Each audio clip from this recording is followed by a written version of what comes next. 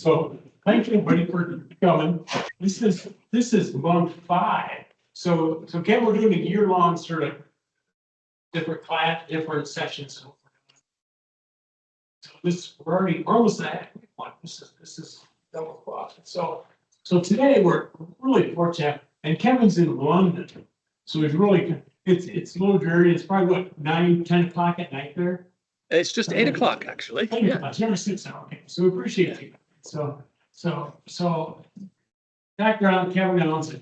We've known each other several years, and not only has he done a lot of stuff, he's just a great guy on top. So a little bit about Kevin's background, and we'll talk a little bit about the session. So Kevin's led a really storied careers at the top of the Adgiant McCann World Group. He led the development of the priceless platform for MasterCard. Remember about the priceless, Kevin, with that? Later, he was named Chief Growth Officer at Interpublic Group of Companies.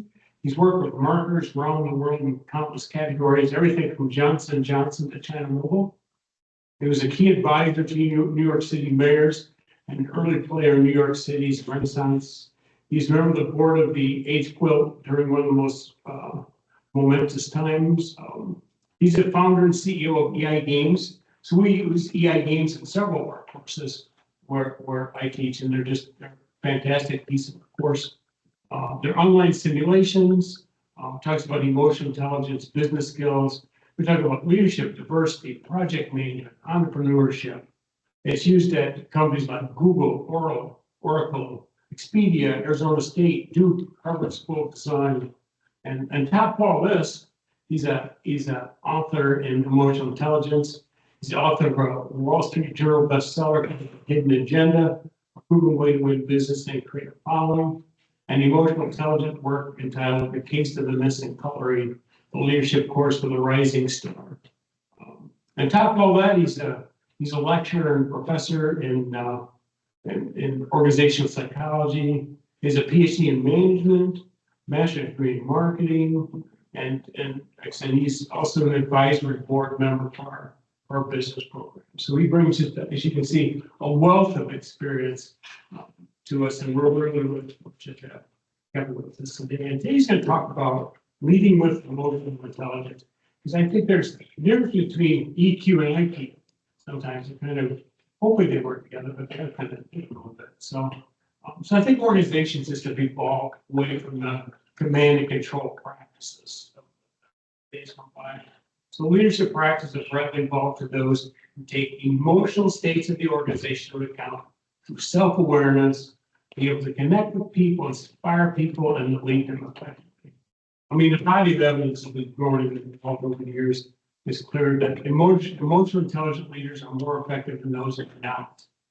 So I think the key, though, and I think we'll talk about this, is how do you turn the principles of emotional intelligence, self-awareness, and emotional motivations into concrete leadership stuff?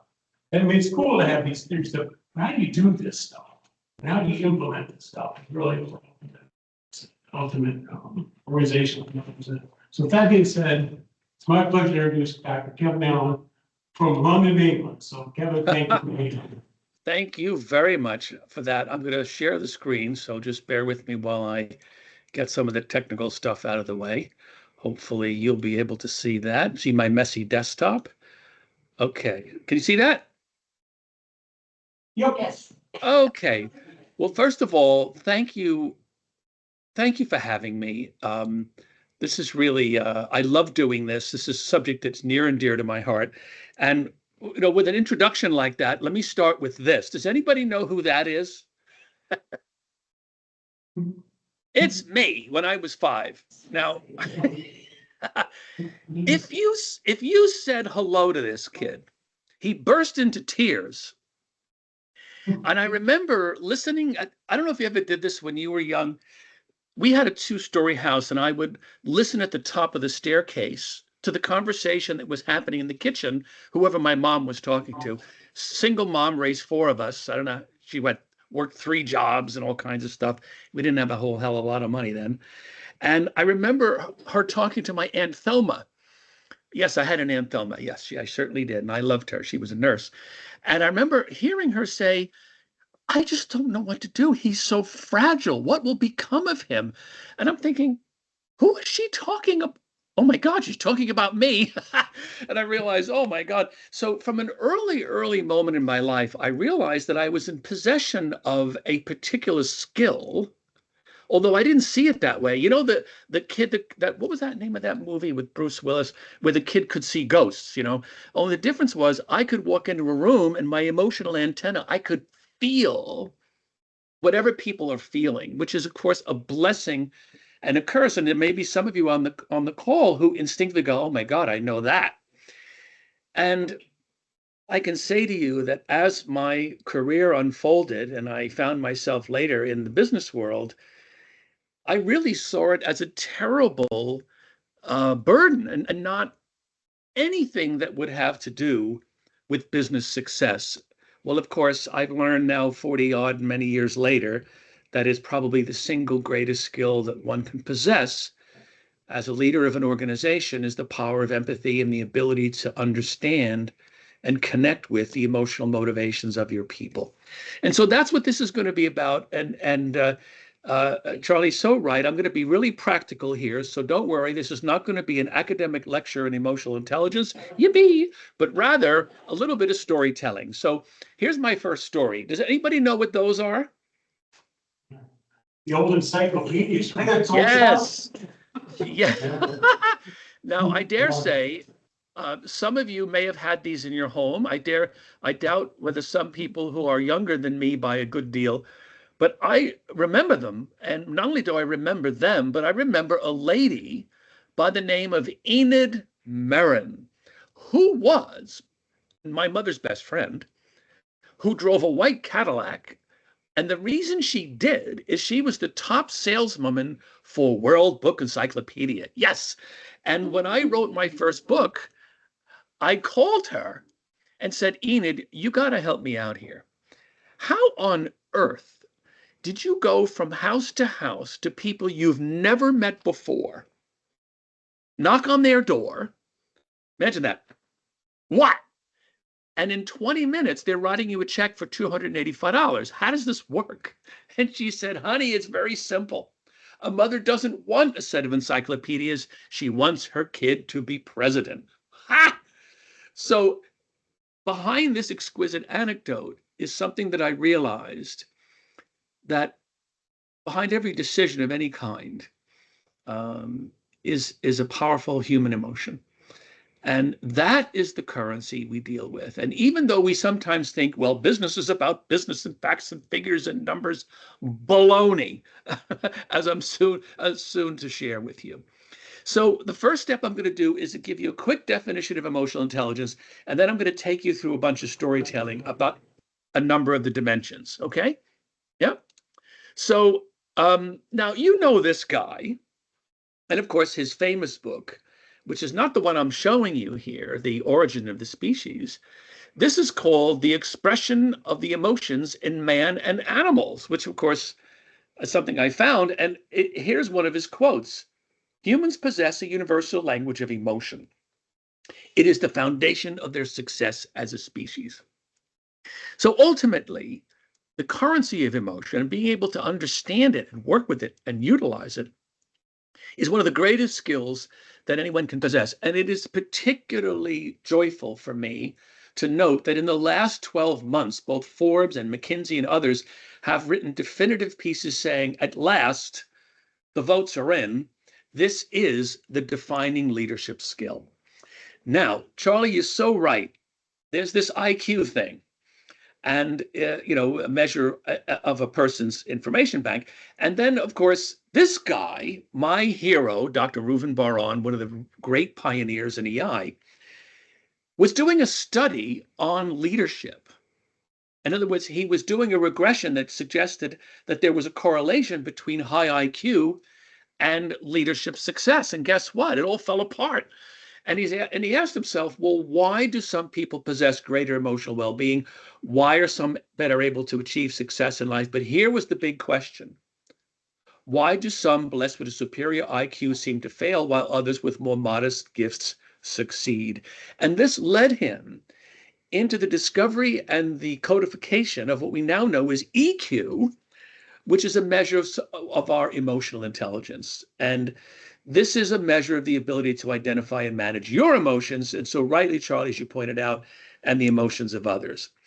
Now, just for fun, I'm not going to dwell on these, but I was recently invited by the board of a Fortune 50 company who were grappling with this topic and asked me if I had any academic evidence or proof that this isn't just baloney and people hugging trees.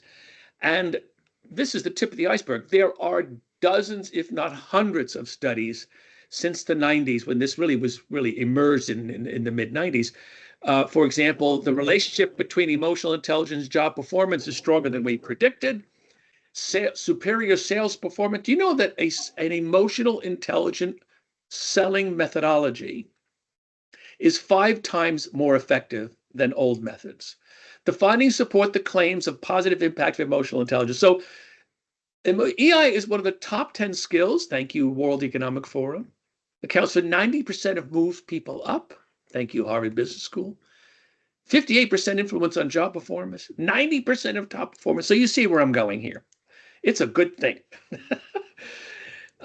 This is the definitive original definition, the ability to engage in sophisticated information processing about one's own and others' emotions. And notice, this is the key. It's about yourself and others and how this magical chemistry takes place. Now, in the olden days, there was something called command and control. Anybody ever hear of that? Command and control? And I'm sure that none of you in this room have read this book, and I do not recommend you do. This was written in 1952 and was the Bible of leadership. Notice organization man, for those of you looking at it. And basically what it said is that leading is first about hierarchical organizations that are top down. And there are a few principles. You separate yourself from workers. You sublimate your individuality and create a persona, an authority that is all-knowing and all-powerful. I dare say that people still actually utilize this methodology even today. But the good news is this has given way. And you see here Daniel Coleman's book. I do recommend this. It's a great, practical, fun read, and is still a bestseller to this day. Now, here is Dr. Boron's model. And what I'm going to do is I'm going to do some storytelling around this wheel. And you notice, like any good model, it has factors: self-perception, self-expression, interpersonal, decision-making, and stress management. And then you notice it has a series of what's called subscales, self-regard, and so on. But don't worry, I'm not going to go into those in too much detail, but what I will do is make the first observation, which is notice that the power of emotional intelligence involves not only your perception of yourself and your emotional self-awareness and how you communicate and express yourselves, how you develop interpersonal relationships, but it also involves decision-making, stress management, stress tolerance, and so on. So it's really, really cool stuff. So now what we're going to do is I'm going to go around the block here and do a little tell the story. First, around the notion of self-perception and the notion of your core. Now, you know when you're flying in the airplane and they go, in the unlikely event of an accident, put the mask on yourself and then put it on your kid, right? So I believe in my soul that to connect effectively and motivate people on an emotional level is first and foremost to come across as your true, genuine, and authentic self. Now, this was a preposterous idea to me when I was young, and I'll tell it in the form of this story. So when I got to my first real ad agency, where I had to show up in my black suit with my red tie and so forth, and I was petrified. And the reason I was so concerned that if people knew that Kevin was a bit scatterbrained, extremely emotional, couldn't add two numbers together and get the same results, that people would think me not credible. And so what I did out of a nearby phone booth, it's perfect, man. Yes, I brought this guy to work. And I even changed by the way I spoke. So I would speak like this. Why? Because I want you to think that I am credible. And so there I am in my wingtip shoes. And one afternoon, I find myself in the conference room practicing for a presentation using this newfangled thing called PowerPoint. And the door swings open, and in walks the CEO of the agency, Bill Genge. I had never met him before. Oh my God, my hero, World War II fighter pilot, the whole bit. He sits down in the back of the room. And I don't know if you've ever had that experience, where the boss sits in on your stuff. It's really nerve wracking. So, of course, I went into perfect man overdrive, of course. And at the end of the presentation, he comes up to me by the coffee station. He says, now, I should say, before I mention what he said to me, there are two versions of this. The version that's in the book that my publisher said, we don't really want you to use swear words. And then there's really what he really said to me. I'm just wondering, which version would you want to hear? First words. Thank you. So he says, son, that was one damn fine presentation. Can I give you some advice? I said, yes, Mr. Genge. You need to take that stick out of your ass. And of course, I was just like, what? He said, look, son. Yeah. He said, you seem to think that nobody knows. We all know you. We know you can't add two numbers together and get the same result. And even though you're an account executive, when you attend the meeting, as soon as you leave, you forget half of it. But we all know that no one can sell the work like you. Son, for God's sake, be yourself. If you want people to follow you, they can't follow a hologram. You got me? And then he leaves, and like when in The Wizard of Oz, when Glenda the Good Witch disappears in the bubble, he's gone, leaving me with this crazy idea that if I present the person I am sincerely, when I'm willing and able to admit that I have faults and things I can't do, that's going to actually result in better leadership. And the answer is absolutely. It's why I call the notion of buoyancy. You float because by virtue of connecting with your people and being your genuine self, they sign up and they go, I'm in, and I'm here to support you. Yeah. So Dr. Allen has some homework. Yes. So homework number one is identify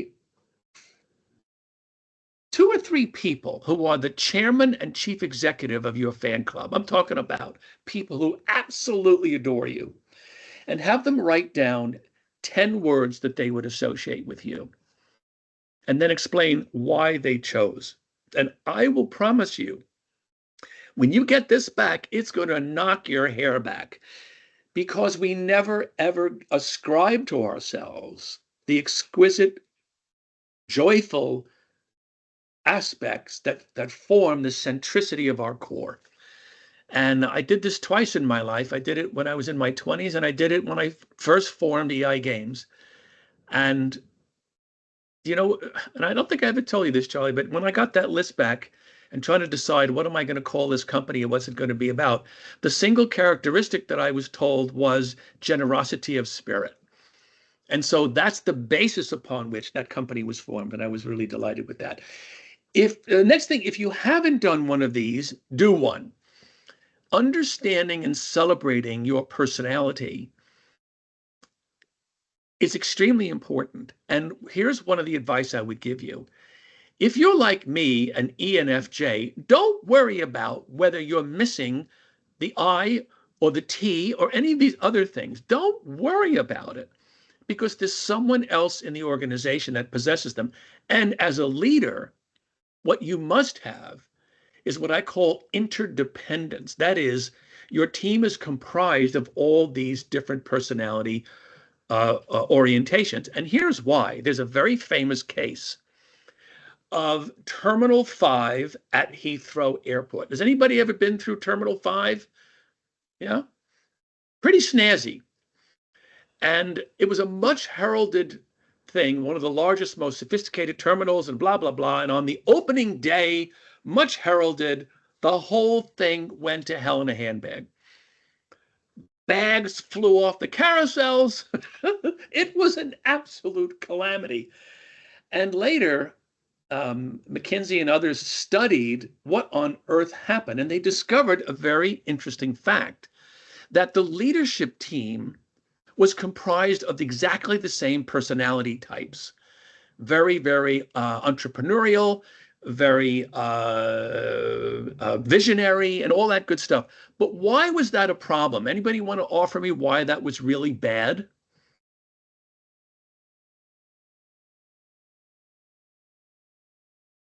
Because there were no detailed people in the room to say, I think we should test the conveyor belt, if you see what I mean. So interdependent teams are vitally important. You can also test your own EQ. There is an assessment for it. And here's the cool thing. IQ is it. Once you get it, that's it. Personality is similar. It doesn't change that much. But you can learn to develop all aspects of emotional intelligence, which is really cool stuff. Yeah. This is also really cool. It's called PRINT. Again, I really believe these types of self-assessments are really helpful to understand your core so that you really understand you and come across as you. This is super cool. What this does is it measures your what's called best self behavior. Notice, like Kevin, this is my report. Compassionate, supportive, warm, blah, blah, blah. But there's also something called your shadow, which means when you're stressed and things aren't going so hot, then you actually will demonstrate other kinds of behavior unless you're mindful of it. Like, look at me. I'm like Queen Victoria on steroids here, controlling, nosy, resentful. So so the point is, self-awareness is knowing that if you have a tendency towards certain things, it helps you to control how you come across more effectively. Okay? All right. The next item is called credo, and which is Latin for I believe. And a vitally important part of who you are is what you believe. And I never thought, when I reflect back, actually, I'll do it this way. I'll tell it this way. So I get to the top of McCann. McCann Erickson had 210 offices. And I think I got to about 110 of them over my 10 years. And when you reach the top, it was really fun. Speaking of the Queen, I would visit all the offices, and you can imagine I'd show up, and they would roll out the red carpet, and I would go through the place with my kingly or queenly wave. And as I was going through the lobby, and then eventually the agency, I saw something very interesting. Now, let me tell you what it is and why it was important. In the turnaround of McCann, I realized it was very important for me to start sharing belief systems to provide permission for people in that organization to be creative without impunity. And so one of the phrases I kept using is, hey, look, nobody dies, just try it. Yeah. And there I am in our agency in Singapore, wandering through, making my waves, and I look at some lady's cubicle, and a little piece of paper is stuck to the cubicle that said, nobody dies. How did that get there? 6,000 miles from my office. What it says is that people follow you for what you believe, and your belief system, when it's well articulated, will travel far faster than you can possibly imagine. The best example I've ever experienced, this was my very first job. I mopped floors at Marriott's in-flight catering unit, and you probably can't see my office. Actually, I'll wheel this over. I'm airplane mad. And here is, for example, you can see my Pan American card. Yes. And my job was to roll these onto the airplanes. That was my job when I was 19, putting myself through college. And one afternoon in the Marriott facility, one of my colleagues says, hey, Kev, I said, what? He said, you're never going to guess who's here. I said, I don't know, Santa Claus. He said, no, Mr. Marriott. I went, there's no way. He said, yes. In fact, when he pushed the doorbell to dispatch, you know, Louis, the guy in dispatch? I said, yeah, crazy Louis. He said, yeah. Pushes the button and goes, yeah, who is it? And he heard the voice through the intercom. It's Mr. Marriott. Yeah, and I'm Dick Tracy. Take a hike. He wouldn't let him in. And we thank God he was discovered to be his legitimate self. And we were all corralled into the cafeteria, about 100 of us. And there is this marvelous man standing there. And he says, now, I know this is a bit of a shock, but I visit our facilities, both the hotels and my airline facilities all over the world unannounced. Because I don't want you to prepare for me. I want to come to the organization just as it is. And the most important thing I want is for you to know what I believe. And I believe that service is an honorable and noble calling. It is an act of generosity of spirit. But I'm not talking about customer service. I'm talking about being in service to one another. And if we do that, we will have the finest company in the world. And of course, I was thunderstruck. And this, what you're seeing, is a copy, although since I'm home, I can actually share with you the book that Mr. Marriott gave me. There it is. It's all yellow, so that gives you an indication how old it is. But it is one of my prized possessions. Now, imagine 15 years later, I'm thumbing through Ad Age as part of the advertising agency, seeing that Marriott was seeking an advertising agency. Holy crap! And so I managed to get us in the pitch by writing a letter to Mr. Marriott Jr. saying, if you would like to know the answer to the threat of Hyatt's atriums, it is found not in an atrium, but is found in the honor and nobility of service. And if you would like to hear more about that, let us in the pitch. And in we went. And I remember Mr. Marriott Jr. during the course of the pitch saying, I don't think we would really run that advertising you've proposed, but I certainly would say that no one knows us quite like you have, because we presented a single phrase called the spirit to serve. And when Mr. Marriott Jr. wrote his book, look what he called it. It's a pretty big deal. So there it is. The point is, homework number 4 or 3 is identify your 6 heroes. This is going to help you to understand the tenets of your belief system. For example, that's lady with the Miss New York State runner-up is my crazy mother, who's 94, and decided at the age of 80 to enter the Miss New York State senior pageant. She taught me about courage and to be the person that I am. Well, my grandfather is just to the right of her, who taught me as a man who was terribly injured in his life and never really fully recovered, what resilience is really about. And the rest go on. That's Cleve Jones of the AIDS Quilt, Lawrence of Arabia, Angela Ahrens from Burberry, and of course, the great Maya Angelou, who I think wrote a statement that is at the heart of what it means to be emotionally intelligent. And she said, you know, you may be forgotten for what you said, and you may be forgotten for what you did, but you're never forgotten for how you make people feel. And I think that's a big part of what this is all about. So there's your 6 heroes. And then you can begin to codify and express these things. And speaking of which, self-expression. Now, I know that Charlie's had an advantage because he's received many of my emails over the years, and people would say, it's really crazy, even though you're using a digital method of communicating, you write like someone who comes from the 18th century.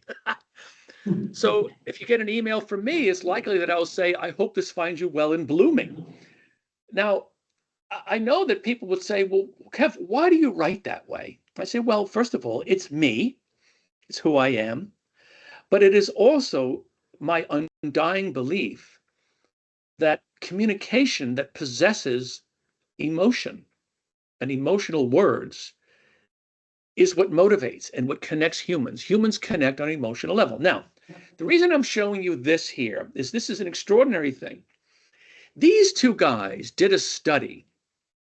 And what they did is they took 10K reports. Now, these are the reports that accompany when a company is going to go public. It's usually like a 3 or 4, maybe up to 10 pages that describe and sell the company. And then people decide on that basis whether they're going to buy the stock. And what they did is they put these thousands of these 10Ks into two piles. Pile one is 10Ks that did not contain any kind of emotive language. And then they took the second pile and put in those 10Ks that contained a variety of emotive and descriptive words. And the result is this. The 10K reports and the companies with emotive language had higher stock strike price rates and lower volatility. Oh my God. So lest we think that emotion has no part to play in commerce, I say think again. This is an article, and I can make sure you get this link, of the power of the spoken word inside an organization. This is called How Language Shapes Your Organization. I wrote this, gosh, in 2012, my goodness. And the term that I put in this is what I call cultural permission. And cultural permission is the tone and attitude and language. It isn't what you put in your emails, it's the informal language that people who run the company say every day. And what happens is that language travels. Now, let me give you a good example. Are you familiar with a scandal that occurred at Wells Fargo, I guess about 5 years ago? Anybody remember that? Yeah, I see a few hands. So basically what happened is thousands upon thousands of accounts were being opened for customers who didn't request them. And of course, the attendant fees being charged. And of course, the whole thing blew up. And when it was investigated, the most extraordinary result occurred. And so what I did when I was finalizing the run-up to my PhD, I did a mini paper comparing the Ritz-Carlton company with Wells Fargo, because they both had, and still do, I dare say, a meeting every day at 8 o'clock. One's called The Call, and the other's called The Daily Lineup. And in all of their operations, management would be sharing the language that they heard. So you can imagine the Ritz-Carlton were hearing language like delight the customer. Over at Wells Fargo during this period, they heard things like 8 is great. We're running out of time. Don't worry, it's just slippage. And these are the things that were captured in this extraordinary study. So what I say to you is what was said to me when I first became a senior VP, I think it was. And my boss goes, congratulations, you are a senior VP, and welcome to the club. You are now dinner conversation. And I thought, me? You got to be kidding me. You know, because of all the nice things that Charlie said at the beginning, my internal age is still 13. I'm thinking, Michael, why anybody would care what I have to say? But they do. And they will repeat it, for better or for worse. And it's also, you know, in a way, how you express things is how people are going to feel. Look at this, for example. This is called emotive import. The government will reduce interest rates. The governments will slash. See the difference? You're meticulous. You're nitpicking. Lee asked for passersby. Lee pestered. Lee begged. So I think, and I urge anyone in a position of leadership to think very, very carefully and use language like an instrument, like a tool, because it really makes a great difference. Now, so we've got our core and we've got our belief systems. We understand something about language. Now let's talk about interpersonal relationships. And this is so cool. Little did I, so we all know about empathy, right? But little did I know until I started doing my professory thing, that actually there's an infinite and exquisite study of the characteristics and components of empathy. And there are actually 5 elements to it. Cognitive empathy. In other words, I have an understanding of their situation because I probably have seen it or observed it. The second is called affective empathy. I think I understand how they feel. So that's good. But then there's emotive empathy. In other words, drawing upon my own life experience. I've had a similar life experience and I can feel how they feel. Interpretive empathy is now putting that all together and saying, okay, so now I'm going to frame what are these people experiencing and how do they feel? And normally that's where we stop. But actually, and you should try this, it is reciprocal empathy. In other words, the ability to communicate. I understand how you're feeling. I've had a similar circumstance and all will be well. In other words, people can hear from you that you understand how they're feeling. And you can do this obviously on an individual scale, but I also did this as I was part of 3 turnarounds, expressing to people that I understood what it's like to be on the losing end and how we were going to get ourselves out of it. Okay. So always remember that empathy is a journey. Now, this is my book, and I mention it because I believe that the best way to think about mobilizing people is what I call the hidden agenda. In other words, every person, and therefore every organization, is driven by an emotional motivation, and often it is unspoken. And so it is with your emotional antenna that you got to kind of figure out what that is. And I do this through questioning. And I'm going to give you an example of how I used questioning during the pitch for the MasterCard account. Yes, indeed, it was a pitch. And 5 agencies were invited to pitch for the $100 million MasterCard account. Now, that was in 1997, which was a hell of a lot of money then. Can you imagine? We were invited to the New York Hilton, to the ballroom, and 3 representatives from each of the 5 agencies that were invited to compete. And I remember all of us standing outside the ballroom doors, snarling at each other. And then they opened the doors and in we went. And the marketing director said, okay, welcome agencies. Now there's 3 of you. And you notice there were 3 empty seats. McCann Erickson, please go to table 1, Young and Rubicam 2, blah, blah, blah. And you have 15 minutes to question the executives of MasterCard, after which I will ring this bell. You go to the next table. So basically, we had new business speed dating. Now, remember, going back to the little kid of 6 years old, it would never in my entire life occur to me to ask a left brain or functional question. It just doesn't occur to me.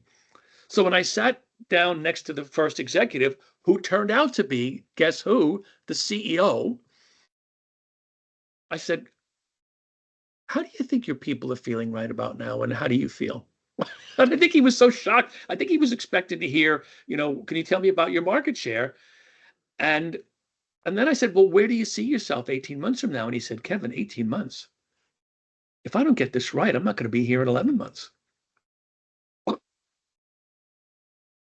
So in that moment, I realized immediately that the CEO of MasterCard, who would ultimately make the decision, was not making the decision which ad he liked better. I determined that he was making a decision on the following. And here was my opening, which will give you an indication of what I thought the hidden agenda was.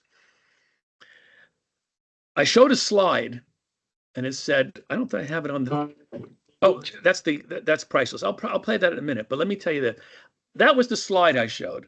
Carpe diem. And I said, we at McCann believe that marketing campaign is a carefully designed plot to murder the competition. And I promise you, Visa is going to wish that you never hired us because they will rue the day. And I was watching Mr. Anderson, the CEO, out of the corner of my eye, smiling, going, yeah, baby. His emotional motivation was he wanted to hire somebody who would kick the bejesus out of his biggest competitor who was taking him to the cleaners. Yeah. And so it was that we presented the priceless idea, most wonderful idea. And here's what happened. I don't know how many of you in this room have ever stood by the phone. In fact, it just happens. Hold on. I think I have. See, it's always good doing this when I'm home. Hello? We used to wait by these for the decision as to whether we got the business or not. And then the phone rings, you nearly have a heart attack when it rings. And it's the marketing guy going, there's one more round. I went, no. He said, yeah. We're going to put Priceless campaign into test along with the ad campaign from your competitor. And whoever's campaign tests the best will win the $100 million.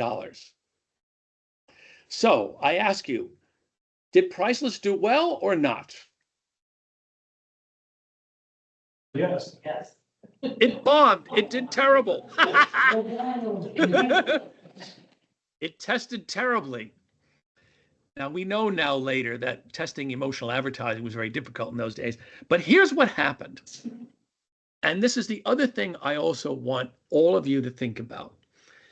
When the client came to the agency to visit us and give us the results of the test, I was sitting in the room with my colleagues, and the client walks in with these three people from the research company. And they all say, okay, so here are the results, and this advertising really wasn't really didn't test well, blah, blah, blah. And I'm beginning to seethe and realize that I had to face something. And a really good way to insert yourself into a meeting is the following words, if I may. And the whole room turned to me, and my boss was looking at me with daggers. And I said, I don't know about you, but I don't want to wake up 10 years from now knowing we didn't do this because of them. And I pointed to the research people. But in doing so, I knew in the soul of Larry and everybody else on the marketing team, that's what they needed to hear to have the self-confidence to follow their instincts. And so it was that when the phone call came in a few days later, they gave us the business in spite of the fact that the scores were higher because they knew they could win with us. Now, let me just play, just for fun, the very first commercial ever made. And here it is. 2 tickets, $28.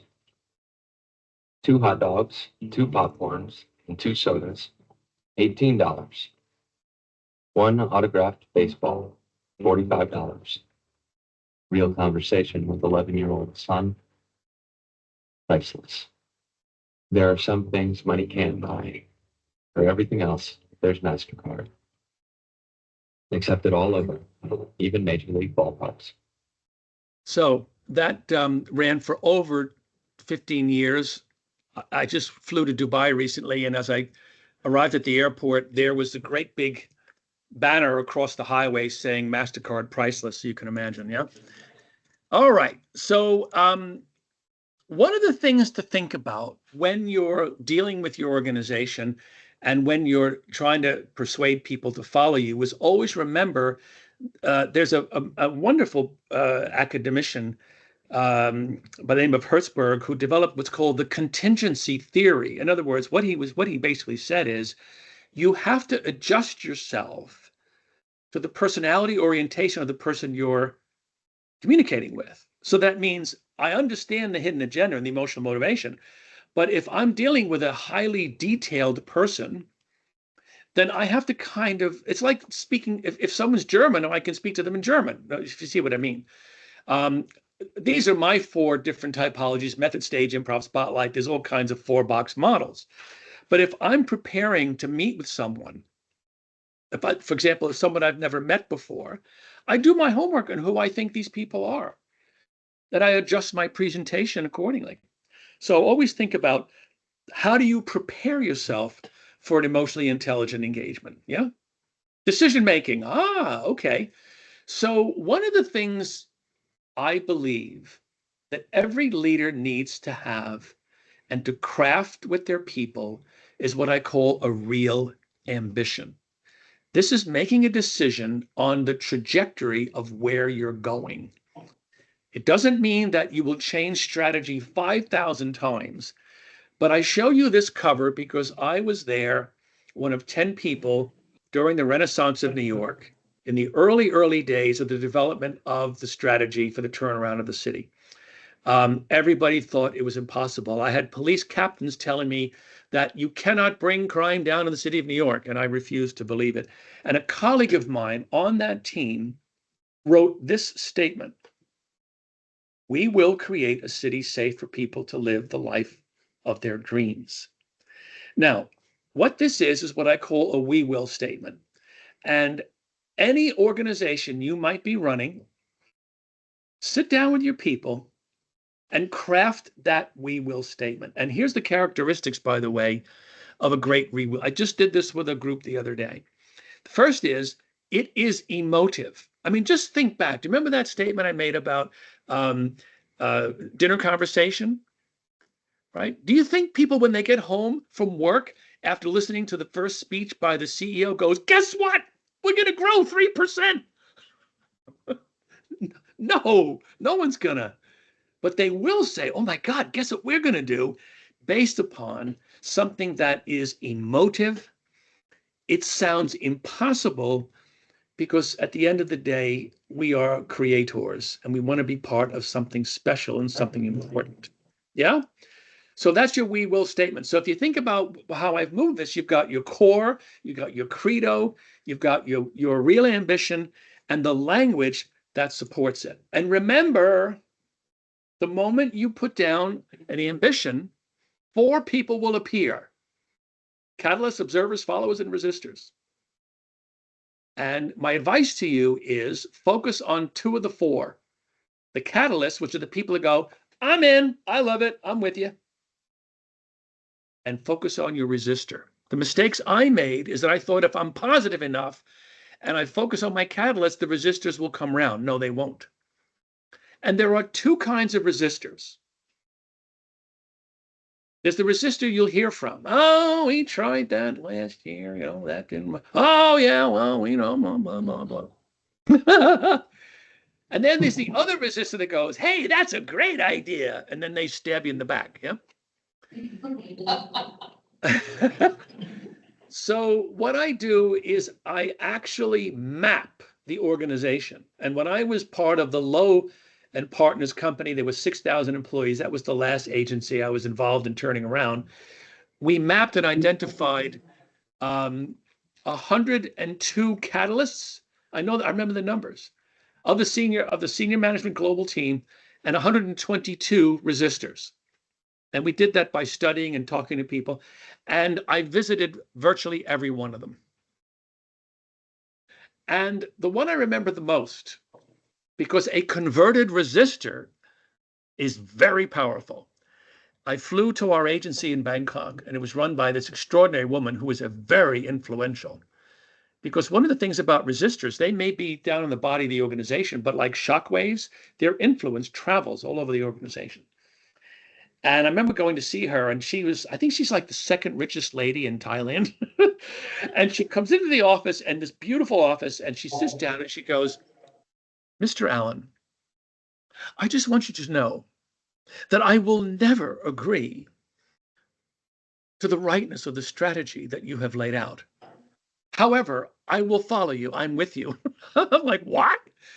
And I said, "Why?" She said, "Because you're here.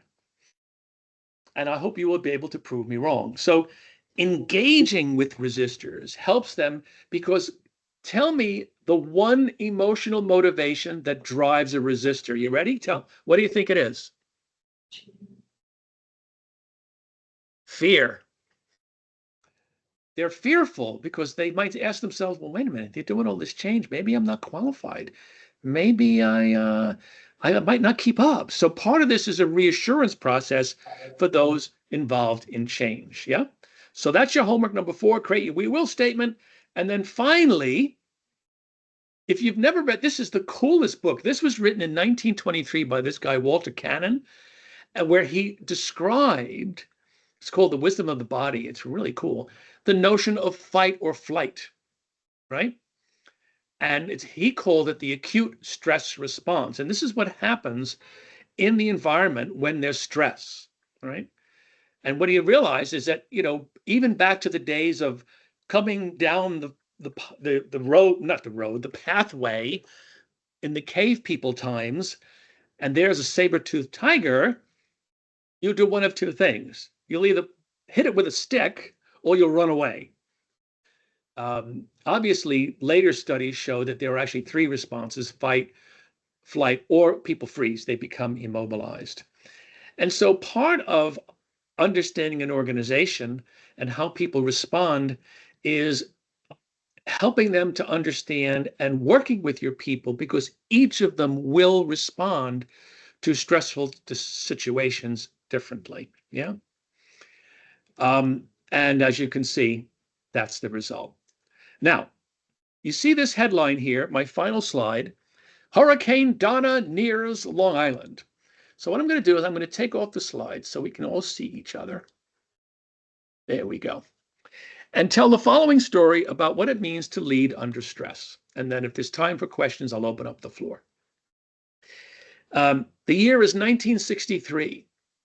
I'm a little boy living in Long Island with my mom and my 3 other brothers and sisters. And on the television, on our black and white television with a broken antenna. And did you know that there's a way to make your television work when the antenna is broken? A coat hanger. So there's my brother and I holding onto the coat hanger, watching the television, and on comes special report. Hurricane Donna, winds of 150 miles an hour coming to Long Island. And of course, I thought, it's coming from my bedroom. I'm only 8 years old. I'm terrified.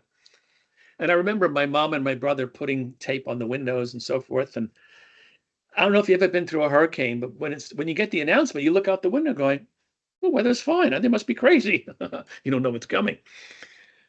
And then comes the second report, I think the following day. Special report, safety tips. If you have a basement, hide in the basement. However, if you're the Allen family with that crappy house that has no basement, hide under the staircase. And so there is, so finally the storm has arrived and the house is shaking, the windows are shaking. It was terrifying. The lights are out and there's a couple of candles and there's mom, the 4 of us under the staircase. At which point she looks at us and she goes, hey, look at me. Do I look scared? And 4 little heads go, do I look worried to you? In her Brooklyn accent. I'm going to make you a deal. The moment I look worried, you can. Now, you know these people who have the pipe for gas under the ground? They know the rich people in the neighborhood, and we have the tanks in the back. They make fun of us, don't they? Yeah, oh, the trailer park, blah, blah, blah. Guess what? They ain't got no gas. We're going to have a hurricane party. And there she is, flipping hamburgers by the blue glow of propane. Now, I was once asked, how do you define wealth? And my answer is simple: the day you fly your mother in first class somewhere. And there we are sitting in the plane, and I remembered Hurricane Donna. So I go to her seat, I sit down, hey, Ma, tell me, what about this hurricane thing? Weren't you scared? She goes, yeah, I was petrified, but I wasn't going to let you know about it. In other words, one of the great skills of an emotional intelligent leader is to understand when to communicate, how to communicate. And there's an intangible of the ability to engender confidence while telling the truth. At no point did mom say, oh, there's no hurricane, don't worry. But what she did communicate was a certainty that somehow, if we stay together, we'll all come through it well. And I never forgot it, 3 turnarounds. There was a lot of pain and a lot of challenge, but people always looked and asked me, are we going to be okay? The answer is, yep. We're going to be some pain, but we're going to come out okay. Yeah. So I leave you with one final thing, and then I'll open up the floor. Do you remember my favorite movie is The Wizard of Oz? And I always wait several months before I'm allowing myself to see it again. I think I've seen it like 100 times. And you remember the end when Dorothy goes, well, wait a minute. What about them? I mean, it's okay to send me home, but you promised a brain and a heart and courage. And so, of course, the wizard, who's a bit of a phony baloney, is faffing around and finally goes, oh, so he gives, of course, the Medal of Courage and he gives the diploma. But then he comes to the Tin Man. He says, you know, you've asked for the toughest thing of all. You've asked for a heart. Because remember this, my friend, a heart can be made to be broken. But remember that a heart is judged by not by how much you love, but how much you are loved by others. And I always thought about that it was my goal not to think of myself as a leader, where all roads lead to me, but thinking about how are my people feeling? How are they doing? How can I connect with them to inspire them, to make them feel comfortable, to be their best selves, and in doing so, have a successful organization. So I thank you from the bottom of my heart. Charlie, there isn't anything I wouldn't do for you, so thanks for inviting me. And if there's time, I think we're just coming up to the hour, but I'm happy to take any questions if there's any time left. Anybody have any questions? Yeah, I have to tell you, when you're talking about communication, when I ran the campus up here in town, people would write stuff, or, you know, the PR, they'd write stuff. And I'd go, yeah, this is fine, but you know what, I would never say that. You know, just about being, those words would never come out. So we'd have to rewrite it, so it was, you know, just go back to the being genuine. It was like, yeah, you could put this out there, but it's nothing I would ever say. Yeah. Yeah, so we had to rewrite it, because I think it has to be genuine with it, who you are. So, I think it's hard, Charlie. I think you're right. I think the training we get is, okay, we have to adopt the qualities of leadership. And we think that's kind of a thing, this thing, when actually it starts first and foremost with who you are and what you believe. You saw that lady, Angela Ahrendts, for example. When I asked her how she turned around Burberry, she said culture, you know, and being myself. Another thing, we talk about resistors. We always, you know, there's always those detractors, resistors. There's those people that could, you know, find $20 on the floor, demand it, and find $50 on the floor. So I always make sure when we have meetings, I always include those people in those conversations, because I'm a believer in see, but I'd rather have this on the inside than this on the outside. You know, because I don't get them in, I'm getting involved, because you're right, they might like, wow. You get those people to come around, well, this guy, or they don't like anything. So they're like, well, man, it must be okay, you know? So, and so that's important part, I think, you talk about those resistors, detractors, because they're everywhere. You're right, something we do have a certain amount of power, because we might have tried to be more. So they keep bringing, they rehash something that fits their agenda. So I always keep those people close. So we can, you know, get them involved, engage what they think and what they feel, and then, yeah, if you get people to come see the light, that's a powerful event. Yeah, I think that's true. And I found resistance the hardest thing. It was really terrifying as a leader, as especially as a young leader. I would also say that emotional intelligence at the same time is not kumbaya. There may be persistent resistors who, in spite of all the effort, in spite of all the support, and you know what? They got to go. You know, sometimes you have to make that decision. I remember making a decision about this one person who was a vocal resistor, hated everything, no matter what we did, no matter how much reassurance. And when I finally let this person go, I had a torrent of emails from my people saying, "What took you so long?" They were watching me. And they were judging, what kind of leader am I? Am I going to let this person be like a corrosive battery acid to everyone else? But obviously, you've got to exhaust every possibility of bringing someone around. Yeah. So, kind of a not serious question that has a serious answer. Is the only way you can grow your EQ through therapy? I mean, because it's a little echo. So the question was, can you? How do you grow your EQ or make it better? Can you only achieve that through therapy? Well, it certainly helps, but I think that that the application of EQ is like muscles, you know. In fact, you notice if you saw my report, you saw there's some muscles I'm not using that much. I think there are two very important first steps that you could almost start tomorrow to train to do. The first is your own core and self-assessment. And you know some of those tools that I shared earlier? First thing is understand and celebrate what you're great about, what's great about you, what your strengths are, and be clear about them and be proud of them. And don't worry and let go those things that you're not great about. I mean, you're looking at the man who got a 33 on his statistics midterm in my PhD. I ain't going to be anybody's CFO anytime soon. Yeah. So celebrate your strengths, first of all. The second thing I would say you can teach yourself to do is, and I'm going to share these slides with Charlie, is take a hard look at that empathy chart because that's the core of this. And all it takes, as someone said to me, you know, Kevin, it just takes time of putting yourself out there a bit and listening carefully. You know, we can all go do that and it's done. But to take the time to understand through empathy how people are feeling. And eventually, what will happen is that empathetic methodology will be instinctive. So, that would be my first and best two suggestions for anyone that wants to improve themselves in this arena. Great question. Yeah. Great.